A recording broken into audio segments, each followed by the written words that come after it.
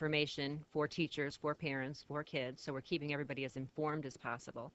And they've also released some sample items so we can understand what the format of the test is going to be like, because as Mr. Salinas and Dr. Watkins have both talked about, that kids have that test anxiety, and that can be difficult for them. But if they're knowing what to expect, what the test is going to look like, that can alleviate some of their stress as well. It's not going to be something they haven't seen before.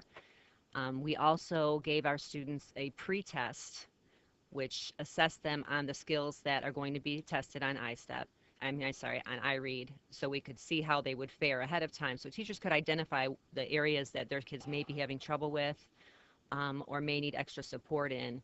And our kids did very well. So we are basically just giving them additional practice with the format. And we have a 2-hour reading block in every class in our school. So kids are getting a lot of literacy instruction every day, and I think they're going to do great. That's not teaching to the test, is it? It is not, absolutely not. We teach to the state standards at every grade level, which this is just additional practice in the format of the test, so kids understand. They haven't taken multiple choice tests yet in 3rd grade. This is their first experience with that. Really? Mm-hmm.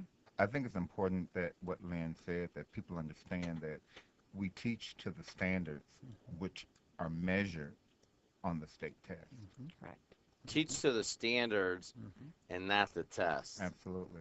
And obviously that's one of the criticisms of, and you know what, I've had plenty of teachers that call in here when, especially during the last legislative session, when there were all sorts of standards that were put in place and so forth, and teachers were, you know, obviously concerned. They want to be able to teach a material and not to the test. Absolutely. And that can be somewhat limiting.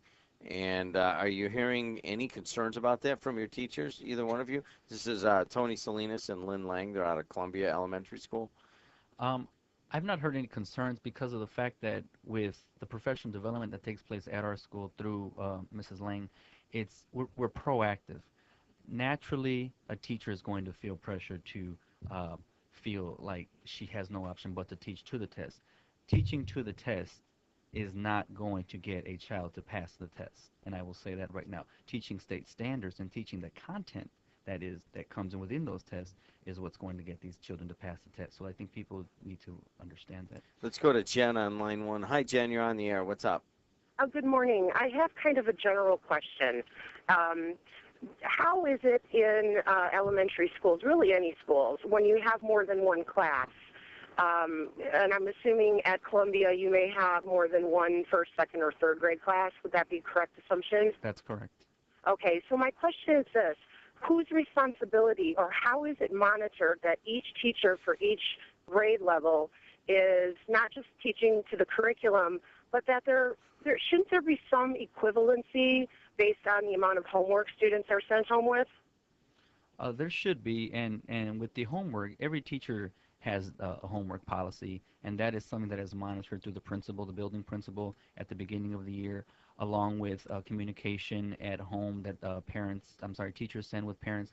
But as far as the instruction goes, it is the principal's job to monitor instruction in every classroom at his or her school, and then also identify strengths and weaknesses of instruction that are taking place. And when that happens, we can proactively right now look and say, this is what this teacher is working on. And another thing is when we do have classrooms that have 2 or 3 first grades, you've got lots of wealth of knowledge is there with colleagues who can say, this is what's really working for teacher A. Why don't you go down and help teacher C with this content area, and vice versa. So there's a lot of built-in collaboration, and that's my philosophy in helping teachers be successful. That's wonderful to hear. The reason I asked is my student isn't part of your school corporation, but it's come to my attention that with our kindergarten level where he's attending school, there is an enormous discrepancy with 2 teachers are very much on the same page with what our students are being sent home with, and then this other it's like night and day is what I will say. And I didn't know to whom I should bring this attention to, so it sounds like it should be the principal. Yeah, and let me add, I want to go back to the initial conversation that Jim started with. That's one of the values, Jim, of a longer school day. You have teachers collaborating on instruction to look at what individual children are doing, how the school is performing in individual areas. So teachers can plan instruction looking at strengths and weaknesses of the school and of the student. So when you talk about along the school day, that kind of collaboration is built into the school day for the teacher so that those very issues about where are we going as a school, what are our strengths, what are our weaknesses, and how to attack those weaknesses is one of the good things that can come out of a collaborative longer school day for instructional staff. All Yeah, right. I agree, and just to tag on that, one last quick comment is collaborating beyond your school district. I'm with you all on more minds as to what's working or what's not working. You reach beyond and say, well, you're doing so well. What are you doing right? Let's model that. So thank you for taking my call. Thanks a lot. 219-845-1100. Tony Salinas is in here, sixth year at Columbia Elementary School as the principal. Lynn Lang is the literacy coach there.